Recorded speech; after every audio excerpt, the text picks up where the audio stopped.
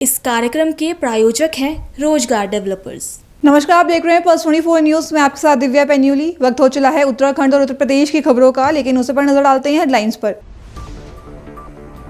मुख्यमंत्री योगी आदित्यनाथ ने नई दिल्ली में प्रधानमंत्री नरेंद्र मोदी से की मुलाकात। 2027 के विधानसभा चुनाव को लेकर की विस्तार से चर्चा। उत्तराखंड के 4 धाम और सड़कों पर बड़ा मंथन, सीएम धामी के नितिन गडकरी से हुई अहम मुलाकात। राम मंदिर की भव्यता पर अवधेश प्रसाद की सराहना, निर्माण में योगदान देने वाले कारीगरों को सम्मान देने की मांग की। अंकिता भंडारी हत्याकांड में वीआईपी खुलासा, अंकिता को न्याय दिलाने सड़कों पर उतरी कांग्रेस, सीबीआई जांच की मांग भी की। तुम दोनों की मेहनत बहुत रंग लाई है बेटा, घर बहुत सुंदर बना है। ये मेरे पापा का घर। पता है, देख तेरे पापा की नेम प्लेट अपने हाथों से लगाऊंगा। नेम प्लेट तो लग चुकी पापा।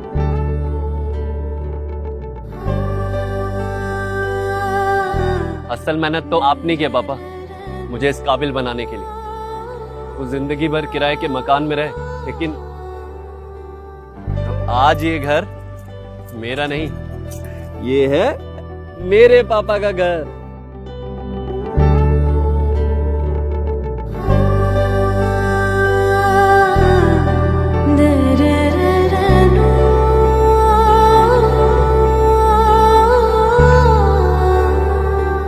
उड़ान सपनों की, आंगन खुशियों का और साथ सकर्णी का।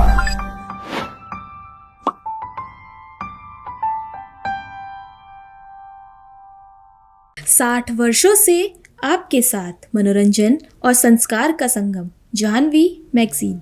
आइए अब देखते हैं खबरें विस्तार से। उत्तर प्रदेश के मुख्यमंत्री योगी आदित्यनाथ ने प्रधानमंत्री नरेंद्र मोदी से मुलाकात की। प्रधानमंत्री आवास पर हुई इस अहम बैठक में मंत्रिमंडल विस्तार और 2027 के विधानसभा चुनाव को लेकर विस्तृत मंथन किया गया। इसी बीच बीजेपी के भीतर ब्राह्मण विधायकों की एकजुटता को लेकर भी राजनीतिक हलचल तेज हो गई है। दरअसल सीएम योगी आदित्यनाथ ने प्रधानमंत्री नरेंद्र मोदी से दिल्ली में स्थित प्रधानमंत्री आवास पर मुलाकात की। इस बैठक में यूपी मंत्रिमंडल विस्तार और 2027 के विधानसभा चुनाव की रणनीति पर विस्तार से चर्चा हुई। अपनी यात्रा के दौरान योगी आदित्यनाथ ने नई दिल्ली में केंद्रीय गृह मंत्री अमित शाह, भाजपा अध्यक्ष और केंद्रीय मंत्री जगत प्रकाश नड्डा और भाजपा के नवनियुक्त राष्ट्रीय कार्यवाहक अध्यक्ष नितिन नबीन से भी मुलाकात की। इस दौरान बीजेपी उस वक्त भी चर्चा में रही जब पार्टी के कई ब्राह्मण विधायक एक साथ सहभोज में शामिल हुए। इन मुलाकातों को बीजेपी के भीतर संगठनात्मक और राजनीतिक समीकरणों से जोड़कर देखा जा रहा है। उत्तराखंड की सड़कों और 4 धाम परियोजनाओं को लेकर मुख्यमंत्री पुष्कर सिंह धामी ने केंद्रीय सड़क परिवहन मंत्री नितिन गडकरी से अहम मुलाकात की है। इस बैठक में टनल, हाईवे और 4 धाम से जुड़ी सभी प्रमुख परियोजनाओं की समीक्षा की गई। मुख्यमंत्री ने बताया कि 4 धाम से जुड़ी सभी परियोजनाओं को शीघ्र पूरा करने के निर्देश दिए गए हैं। इसके अलावा सीमा सड़क संगठन यानी बीआरओ के कार्यों को भी समीक्षा की गई है। मुख्यमंत्री पुष्कर सिंह धामी ने सहयोग और मार्गदर्शन के लिए केंद्रीय मंत्री नितिन गडकरी का धन्यवाद भी किया। आज माननीय नितिन गडकरी, माननीय मंत्री भारत सरकार राष्ट्रीय राजमार्ग एवं परिवहन मंत्रालय, उनकी अध्यक्षता में आज उत्तराखंड की सभी सड़कों को लेकर और सभी कार्य जो टनलों के हैं, सभी परियोजनाएं जो 4 धाम ऑल वेदर रोडें हैं, अन्य परियोजनाएं हैं, उन सभी को लेकर आज विस्तृत रूप से आज उन पर समीक्षा की गई और उन सभी कार्यों को, जो कार्य अभी चल रहे हैं, उनको जल्दी से जल्दी पूरा करने के लिए सभी विभागों को निर्देशित किया है। वन विभाग की जो एनओसी नहीं हुई है, जिन पर वन विभाग की रोक है, उनको वन विभाग तत्काल करे। राष्ट्रीय राजमार्गों के काम के लिए ड्रेजिंग आदि करने के लिए भी माननीय न्यायालय के स्तर पर या अन्य स्तरों पर जो काम रुके हैं उनको तत्काल कराने के लिए, साथ ही जो गंगोत्री हाईवे है उस हाईवे को और अच्छा बनाया जाए। कुछ स्थानों पर बाईपास बनने हैं, उन बाईपासों को बनाया जाए जगह जगह पर। और जो राज्य के अंदर जिन परियोजनाओं को अभी अवार्ड नहीं किया गया उसे अगले 2 माह में पूर्ण किया जाए, यानी कि जो अभी अधूरे काम हैं उनको यथाशीघ्र करने के लिए कहा गया है। और जो अनेक राष्ट्रीय राजमार्गों के काम हैं, आरओडब्ल्यू के काम हैं, आरओबी के काम हैं, उन सभी को कामों जैसे कि श्यामपुर ऋषिकेश कर आरोपी बनाने के लिए भी सैद्धांतिक रूप से सहमति दी गई है। इसी प्रकार से ऋषिकेश बाईपास है, भानियावाला जौलीग्रांट ऋषिकेश मार्ग है। इसके अतिरिक्त सभी जो ब्लैक स्पॉट हैं और जो फॉग आच्छादित स्पॉट हैं उनका डाटा उपलब्ध करा के जल्दी ही जो है भारत सरकार को भी उपलब्ध कराना है। सभी पांचों लोकसभा क्षेत्रों में जो हमारी एक्सीडेंट के लिए निर्माण समिति होती है उनके समाधान के लिए, और उस पर हमारे राज्य ने पहले भी अच्छा काम किया है। सभी सड़कों के मेंटेनेंस और जो गड्ढा मुक्त के काम हैं वो मानसून से पहले पूरी तरह से कर लिए जाए, जिससे कि मानसून के समय में कोई दिक्कत न हो। जैसे यहाँ पर गलोगी के पास है और इसी प्रकार स्वाला है और जो हमारे क्वारब वाले हैं, इन सब स्थानों के लिए चर्चा हुई है कि इन स्थानों पर बनाया जाए। जो एलए के स्तर पर हो रहे विलंब पर जल्दी हमारे चीफ सेक्रेटरी सभी जिलाधिकारियों से वार्ता करके उनकी बैठक करके उसको रिव्यू करेंगे। और जो 6 नई डीपीआर प्रस्तावित हैं उसमें देहरादून रिंग रोड है, आसारोड़ी से मोहकमपुर है, 4 लेन की road Tanakpur Sitarganj road, Haridwar bypass, Lalkuan Haldwani Kathgodam bypass और काशीपुर सितारगंज रोड सेफ्टी के जो काम हम कामों को पूरा करने के लिए भी तत्काल उनको कहा गया है। देहरादून से लेकर मसूरी जो टनल है उस टनल के काम को भी जल्दी से जल्दी इनकी डीपीआर प्रस्तुत करके भारत सरकार से सैद्धांतिक रूप से इसमें भी सहमति मिल गई है कि जल्दी इनको स्वीकृति मिलेगी। इसके अतिरिक्त जो काम पहले से चल रहे हैं, जैसे सिलक्यारा टनल है, सिलक्यारा टनल को भी दिसंबर 2026 तक पूरा करने के लिए विभाग को निर्देशित किया गया। NHIDCL उसकी कार्यदायी संस्था है। इसी प्रकार रुद्रप्रयाग क्षेत्र का है मामले हमारे कुमाऊं गढ़वाल कनेक्टिविटी को जोड़ने की जो सड़कें हैं उन सड़कों के चौड़ीकरण, सुधारीकरण और जो नंदा राजात हमारी प्रस्तावित है उसको लेकर भी इसी प्रकार जो BRO के पास जो सड़कें हैं दोनों ही जो BRO के हमारे काम चलते हैं उनकी भी समीक्षा हुई है। और कुल मिलाकर मैं भारत सरकार के आदरणीय मंत्री नितिन गडकरी जी का धन्यवाद करता हूं कि आज बहुत विस्तार से लगभग 4 साढ़े 4 घंटे की बैठक हुई है और सभी पहलुओं पर बात हुई है। देहरादून दिल्ली एलिवेटेड सड़क जिसका काम अंतिम चरण में है उसको भी जल्दी ही जो है जनता को समर्पित किया जाएगा, उसके संबंध में भी समीक्षा हुई। अयोध्या में श्री राम जन्मभूमि तीर्थ क्षेत्र की भव्य वास्तुकला को लेकर समाजवादी पार्टी के सांसद अवधेश प्रसाद का बयान सामने आया है। उन्होंने अपने परिवार के साथ राम मंदिर में दर्शन पूजन किया और मंदिर निर्माण की सराहना करते हुए सरकार के एक अहम मांग भी की है। समाजवादी पार्टी सांसद अवधेश प्रसाद ने अपने परिवार के साथ प्रभु श्री राम मंदिर में दर्शन और पूजा अर्चना की। उन्होंने देशवासियों को नए साल की शुभकामनाएं भी दी। अवधेश प्रसाद ने सरकार से मांग की कि इन सभी मजदूरों और कारीगरों को सम्मानित किया जाए जिन्होंने मंदिर के निर्माण कार्य में सहयोग किया है और उनकी एक सूची मंदिर परिसर में लगाई जाए ताकि देश दुनिया से आने वाले श्रद्धालु उनके योगदान को जान सके और इससे उनका मनोबल भी बढ़ सके। मैंने अपने परिवार से अपनी बेटी अर्चना, बेटा अमित और 2 बहुएं और 2 नातियों के साथ प्रभु श्री राम के मंदिर का दर्शन किया, पूजा किया और देवतुल्य जनता और देवतुल्य मतदाताओं और प्रभु श्री राम की जनता को नए साल की बधाई भी दिया है और प्रभु श्री राम से उनकी खुशहाली के लिए मैंने प्रार्थना किया और प्रदेश और देश की देवतुल्य जनता को खुशहाली के लिए विकास के लिए प्रार्थना किया।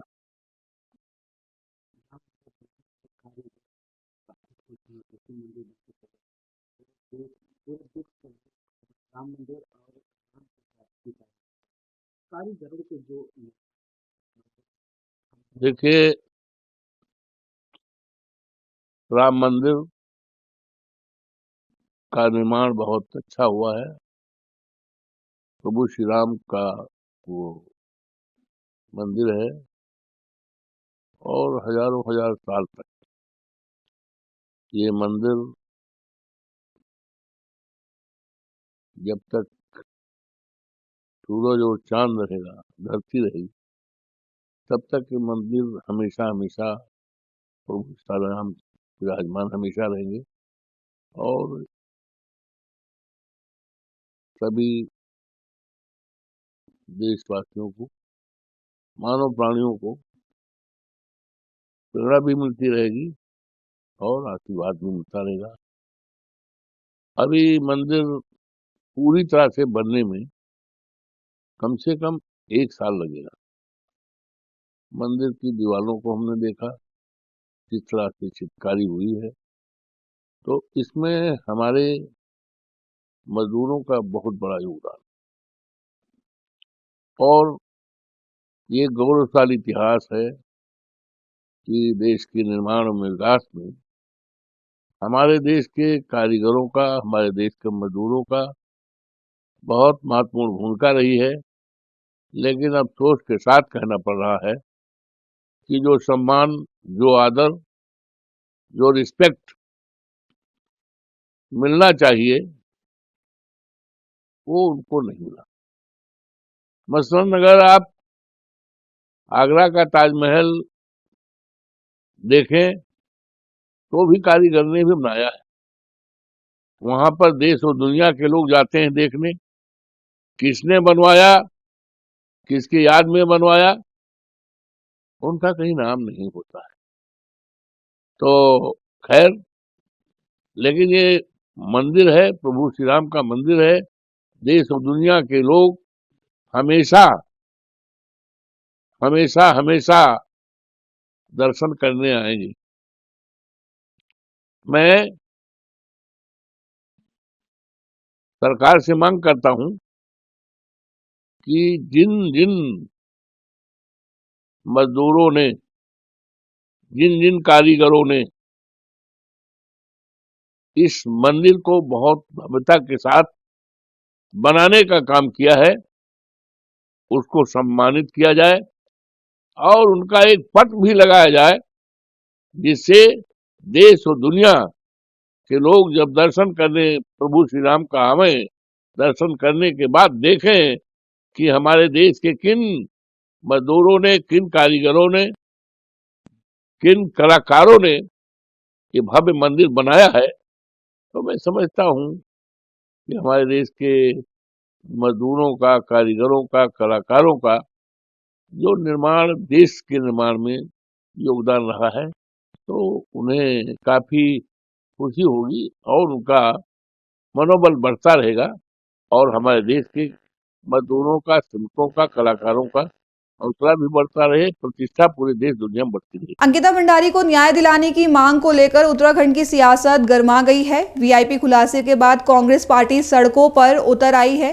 प्रदेश भर में लगातार प्रदर्शन हो रहे हैं और इसी कड़ी हरिद्वार के रुड़की में बीते सोमवार पूर्व मुख्यमंत्री हरीश रावत के नेतृत्व में कैंडल मार्च निकाली गई। कांग्रेस ने सरकार पर गंभीर आरोप लगाए हैं और सीबीआई जांच की मांग तेज कर दी है। वीआईपी खुलासे के बाद उत्तराखंड की राजनीति में भूचाल आ गया है। अंकिता भंडारी केस में लगातार नए मोड़ सामने आ रहे हैं। रुड़की में पूर्व मुख्यमंत्री हरीश रावत के नेतृत्व में अंकिता को न्याय दिलाने के लिए कैंडल मार्च निकाली गई। इस मामले में कांग्रेस का आरोप है कि सरकार वीआईपी को बचाने की कोशिश कर रही है। उर्मिला सनावर द्वारा ऑडियो वीडियो वायरल करने के बाद वीआईपी नाम सामने आते ही कांग्रेस ने प्रदेश भर में प्रदर्शन तेज कर दिए हैं। मंगलोर विधायक काजी निजामुद्दीन ने कहा कि राज्य मंत्री के पति द्वारा बिहार की महिलाओं का अपमान पूरे देश की महिलाओं का अपमान है। वहीं हरीश रावत ने साफ कहा कि वीआईपी के खिलाफ मुकदमा दर्ज हो और पूरे मामले की जांच सीबीआई को सौंपी जाए। मांग को लेकर के और उसके वास्तविक हत्यारों को कानून के शिकंज में लाने की मांग को लेकर के सारा मंगलौर इस कैंडल मार्च के जरिए जुड़ा। मैं फिर से शुक्रिया मंगलौर कहूंगा। हमारी मांग जरा सही इसमें गिर जा रहा है हाथ में, ये सब जरा दूर रखिएगा। हमारी मांग वही है जो अंकिता ने मरने से पहले, अंकिता की हत्या हुई थी, हत्या से कुछ घंटे पहले उसने अपने दोस्त से कहा कि यहाँ का माहौल अच्छा नहीं है, मुझसे कहा जा रहा है, मेरे ऊपर दबाव डाला जा रहा है, डराया जा रहा है कि मैं कुछ वीआईपी आने वाले हैं रिजॉर्ट में, उनको विशेष सेवा देने का काम करूं। मैंने इनकार कर दिया है, मुझे जान का खतरा है, चंद घंटों में उसको मार दिया जाता है। और उस समय भी उत्तराखंड ने कहा कि तुम साक्ष्य नष्ट कर रहे हो, बुलडोजर चला रहे हो, आग लगा रहे हो, टीवी कैमरे तोड़ रहे हो और उस वीआईपी को जांच के दायरे में नहीं ला रहे हो। लेकिन सरकार ने हठधर्मिता दिखाई। आज उनके घर के अंदर से कुछ बातें आई हैं और उन बातों से साफ हो गया है कि जो अंकिता ने कहा और उसके आलोक में अब नए सिरे से जांच होनी चाहिए मामले की। और वो जांच जो है इससे पहले जिन लोगों के नाम उछल करके आए हैं उनके ऊपर एफआईआर दर्ज होनी चाहिए और उसके बाद ये जांच सीबीआई को सौंपी जाए और हाई कोर्ट के सिटिंग जज या सुप्रीम कोर्ट के सिटिंग जज इसकी देखरेख में ये जांच हो। हाँ, ये उल्टा चोर कोतवाल डांटे। और मैं भाजपा के लोगों से कहना चाहता हूँ कि भाजपा के लोगों, ये तुम्हारा सत्ता का अहंकार है जो कांग्रेस के पुतले फूंक रहे हो। ये कांग्रेस के पुतले नहीं फूंक रहे हो, ये जन आकांक्षा है, जनभावना है उत्तराखंड की। तुम जनभावना के पुतले फूंकने का काम कर रहे हो और इसका परिणाम तुमको आने वाले दिनों में दिखाई देगा। ये रावणी अहंकार जो है तुम्हारा, इसको जनता रौंद देगी। इस विरोध के चलते पलट हो गया। हम तो भाजपा का तख्ता पलट चाहते हैं क्योंकि भाजपा ही रावणी संस्कृति को जन्म देने वाली है। आप जहां जहां भाजपा के शासित राज्य हैं वहां महिलाओं पर अत्याचार सर्वाधिक है और हिमालयी राज्यों में सर्वाधिक महिलाओं पर अत्याचार उत्तराखंड में हुए हैं। और महिलाओं पर अत्याचार चाहे सांतरसा की बेटी हो या हमारी जो है चंपावत की बेटी हो या लालकुआ की बेटी हो, सब बेटियों पर अत्याचार के मामले में भाजपा के नेताओं के नाम आए, उनसे जुड़े हुए लोग आए।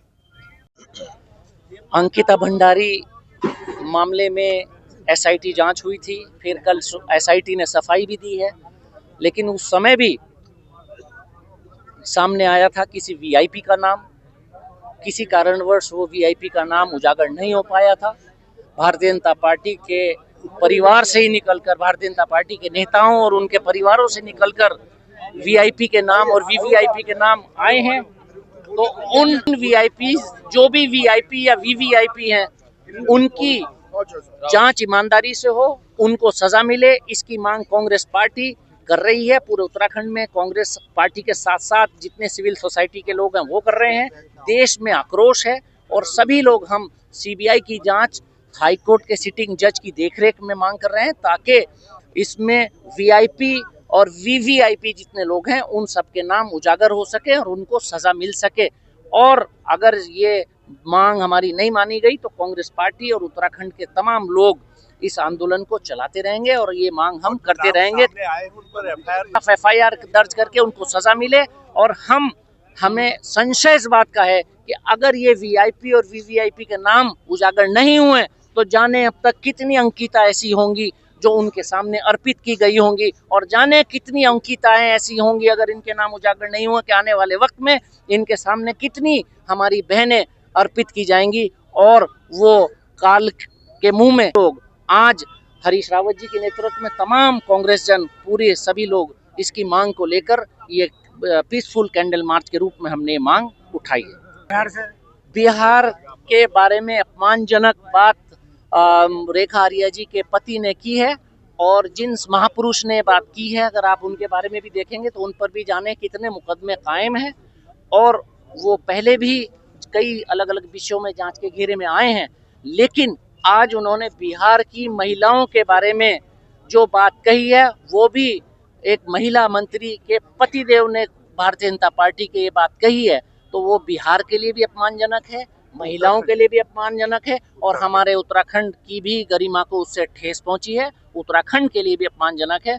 उनको माफी भी मांगनी चाहिए, मंत्री जी को बर्खास्त भी करना चाहिए, और भारतीय जनता पार्टी को अपने गिरेबान में झांकना चाहिए कि महिलाओं के प्रति उनके नेताओं की, उनके कार्यकर्ताओं की, उनके मंत्रियों की, मंत्रियों के परिवारों की क्या सोच है।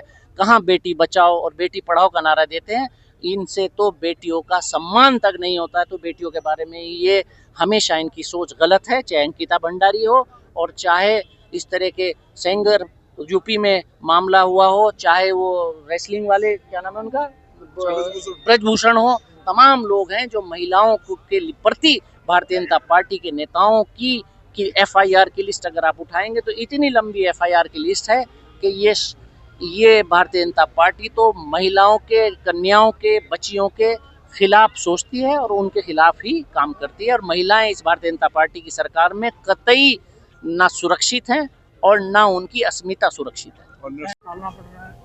उल्टा भारतीय जनता, देखिए, हमारे नेता आदरणीय श्री हरीश रावत जी ने भी कहा कि आज के समय में भाजपा की स्थिति हो गई है कि भाई उल्टा चोर कोतवाल को डांटे, और जिस तरीके से भारतीय जनता पार्टी के लोग जन आकांक्षाओं के विरुद्ध कांग्रेस का पुतला फूंकने का काम कर रहे हैं, उनको तो खुद के गिरेबान में झांकना चाहिए कि भाई उनकी सरकार के रहते बहन अंकिता भंडारी को न्याय नहीं मिल पा रहा है। तमाम सवाल सरकार पर खड़े हैं। वो VIP कौन है जिसके लिए विशेष सर्विसेज के लिए बहन अंकिता भंडारी को उन्होंने दबाव बनाया।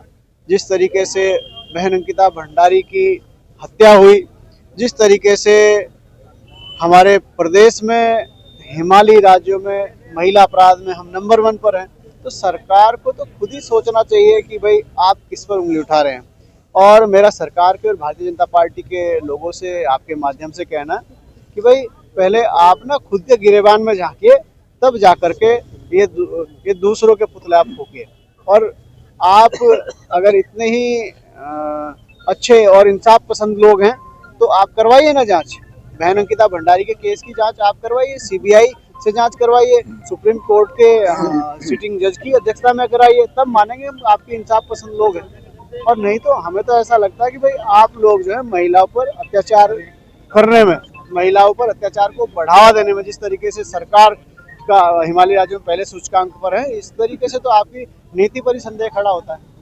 हरिद्वार के निजी अस्पतालों में डॉक्टरों की सुरक्षा और कार्यस्थल पर सुरक्षित माहौल को लेकर अब डॉक्टर एकजुट हो गए हैं। हरिद्वार में प्राइवेट अस्पताल संचालकों और डॉक्टरों ने डॉक्टर एंड हॉस्पिटल एसोसिएशन का गठन किया है। इलाज के दौरान मरीज की मौत के बाद डॉक्टरों पर लापरवाही के आरोप और अस्पतालों में तोड़फोड़ भी बढ़ती घटनाओं के बीच संगठन डॉक्टरों की सुरक्षा और आपसी सहयोग के लिए बनाया गया है। दरअसल हरिद्वार में निजी अस्पतालों से जुड़े डॉक्टर और अस्पताल संचालकों ने एकजुट होकर डॉक्टर एंड हॉस्पिटल एसोसिएशन का गठन किया है। संगठन का मकसद है इलाज के दौरान मरीज की मौत के बाद डॉक्टरों पर लगने वाले लापरवाही के आरोपों और अस्पतालों में होने वाली तोड़फोड़ व हंगामे के समय एक दूसरे को सहयोग देना।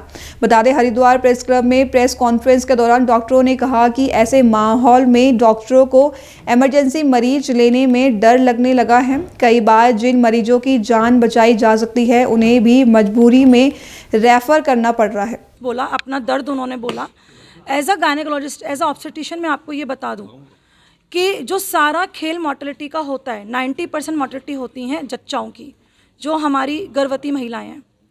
इसमें 2 फैक्टर निकल कर आते हैं। एक तो जो पेरीफेरी पे इस तरीके के सेंटर्स खुल गए हैं जो कि 12-12 हज़ार में, 13-13, 15 हज़ार में, 10-10 हज़ार में ऑपरेशन कर देते हैं और उसके बाद वहाँ उनकी मृत्यु हो जाती है। अब मरीज़ तो क्या है, सीधा है, ठीक है, मरीज़ उनको क्या समझ रहा है कि वो डॉक्टर हैं, है ना। उसके बाद वही मरीज़ मान लीजिए रिस्क में चला जाता है, हाई रिस्क हो जाता है, और वो फिर हमारे पास रेफ़र होके आता है।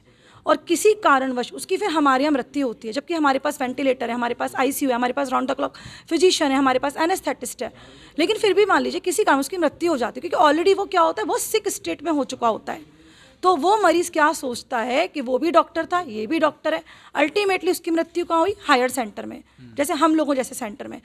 तो जो एक इम्पैक्ट जाता है उसके दिमाग में वो ये जाता है कि डॉक्टर ने ही मेरा केस ख़राब कराए, और डॉक्टर ने मेरी जांच सही से नहीं करी, मेरा इलाज सही से नहीं करा, मेरा ऑपरेशन ठीक नहीं करा, मेरी डिलीवरी ठीक नहीं करी, और उस मरीज़ की मृत्यु हो गई। तो मैं मरीज़ों से ये अपील करना चाहूँगी, प्लीज़ आप लोग ऑथोराइज डॉक्टर को समझें, डिग्री होल्डर डॉक्टर्स को समझें, उनकी वैल्यू करें। एसोसिएशन हरिद्वार का उद्देश्य ये है कि जितने भी हॉस्पिटल्स हैं, चाहे उसके ओनर्स डॉक्टर्स ना भी हों या उसके ओनर्स जो हैं BMS डॉक्टर्स हों, सारे सबको एक छत्र के नीचे लेके आया जाए, ताकि जो भी निर्णय हो वो सारे डॉक्टर्स का, पूरे हॉस्पिटल हरिद्वार के मेडिकल डिपार्टमेंट का एक हो।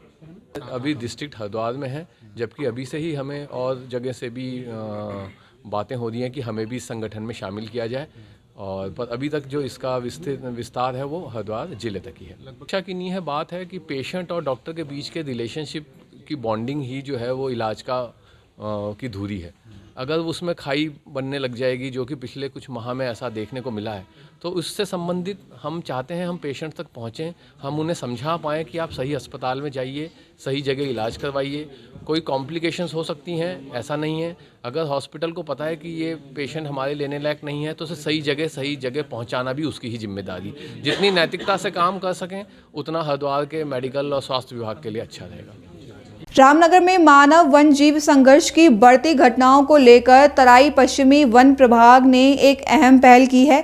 रामनगर रेंज के जुड़का वन परिसर में वन विभाग और ग्रामीणों के बीच एक महत्वपूर्ण गोष्ठी आयोजित की गई, जिसका उद्देश्य संघर्ष की घटनाओं पर कम करना और ग्रामीणों को सुरक्षित उपायों के प्रति जागरूक करना है। दरअसल तराई पश्चिमी वन प्रभाग की रामनगर रेंज अंतर्गत जुड़का वन परिसर में मानव वन जीव संघर्ष को लेकर एक महत्वपूर्ण गोष्ठी का आयोजन किया गया। कार्यक्रम की अध्यक्षता कर रहे DFO प्रकाश चंद्र आर्य ने मानव वन जीव संघर्ष के उत्पन्न समस्याओं पर विस्तार से चर्चा भी की। वन अधिकारियों ने ग्रामीणों को वन जीवियों से बचाए और उपायों की जानकारी दी और किसी भी घटना की स्थिति में तुरंत वन विभाग को सूचित करने की अपील भी की। गोष्ठी का उद्देश्य ग्रामीणों और वन विभाग के बीच बेहतर समन्वय बनाना और मानव वन जीव संघर्ष को न्यूनतम करना रहा। अभी के लिए बस इतना ही। देश और दुनिया की खबरों के लिए बने हैं पल्स 24 न्यूज के साथ। अब तक के नमस्कार। तुम दोनों की मेहनत बहुत रंग लाई है बेटा, घर बहुत सुंदर बना है। ये मेरे पापा का घर। पता है, देख तेरे पापा की नेम प्लेट अपने हाथों से लगाऊंगा। नेम प्लेट तो लग चुकी पापा।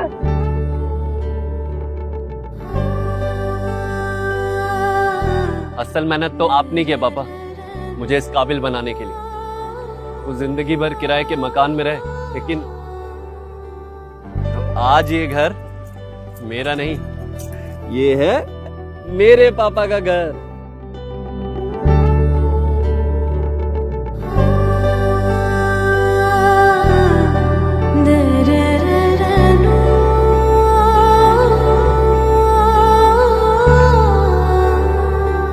उड़ान सपनों की, आंगन खुशियों का और साथ सकर्णी का।